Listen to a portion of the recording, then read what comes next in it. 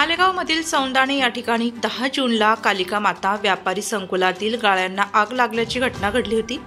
Panchakrishna electrical दुकानाला आग लागल्याने दुकानातील इलेक्ट्रिक पार्ट तसेच हार्डवेअरचे सामान जळून खाक झाले।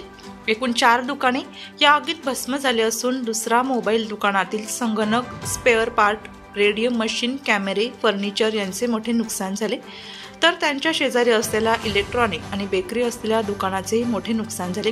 यावेळी पालकमंत्री दादा भुसे यांनी घटनास्थळी प्रत्यक्ष पाहणी करून पीडित दुकानदारांना आर्थिक मदत केली।